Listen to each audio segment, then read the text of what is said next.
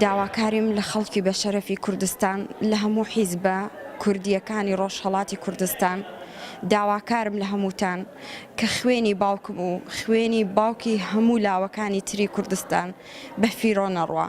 هیوادارم خوێنی ڕژاوی شەهیدەکانمان ببێتە هەوێنێک بۆ ئەوەی کە کورد و کوردستان یەکگرتووتر و یەکگرتووترانە بڕاتە پێشەوە.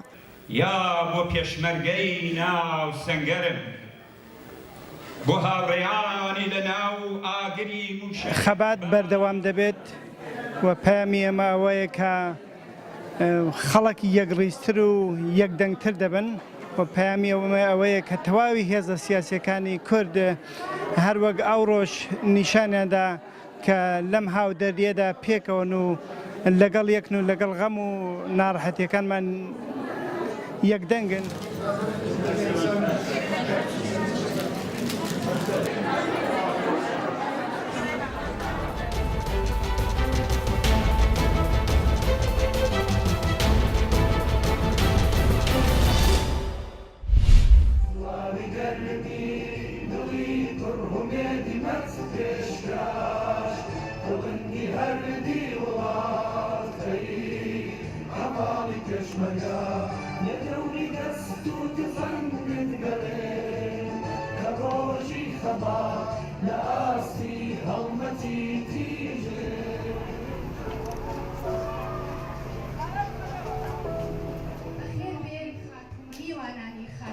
من مهری خوشکی مەرزیە وەکو هەموو ساڵێک ئەمڕۆ 11مین ساڵیادی مەرزیەکانمان لێرە بەڕێوە برد.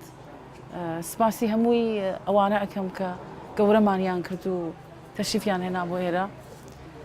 ئێمە بە ئەوانەوە بەڕاستی تەنیا نین هیچ کات.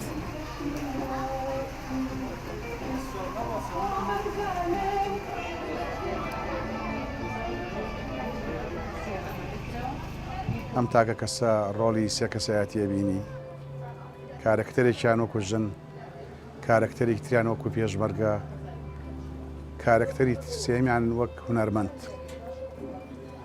ئەم چەندەها ملوانکەی خەونی هۆنیەوە کردێ ملی ژنان و کچان و عاشقانی هونەری کوردی.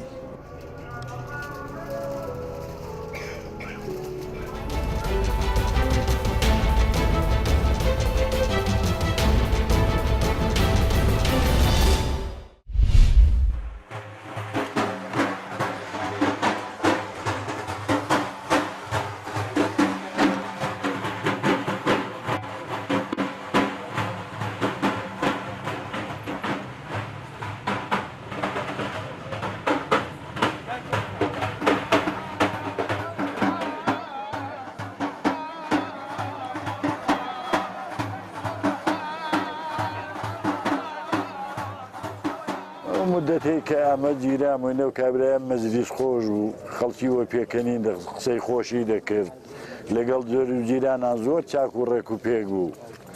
ئەرز بە و زورت ئینسانێکی ئیجتیماعی بوو لە نێو جەماعەتێدا هەموو کەس خۆشی دەویست. ڕەسوول نادری ئینسانێکی بێبغز و چی نەبوو، ئینسانێکی سادە بوو، ئینسانێکی باش بوو. لە زیندەگی عمریدا بە خراپە باسی هیچ ئینسانێکی نەدەکرد. دڵخۆشی تەواوی کوردستانی عێراق و ئێرانی بوو.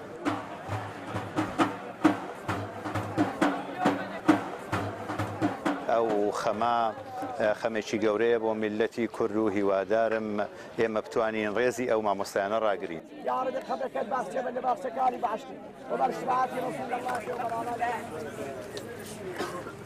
بە قوربانت بم دەبەر کەوشی تەواوی ئەو میلەتەی مرماتۆتە سەرۆ قەبرانە ڕەسویان ناوە بۆ بەڕێ کردم ئەمە ڕەسوم لێ نەمردووە و نازانم مردووە.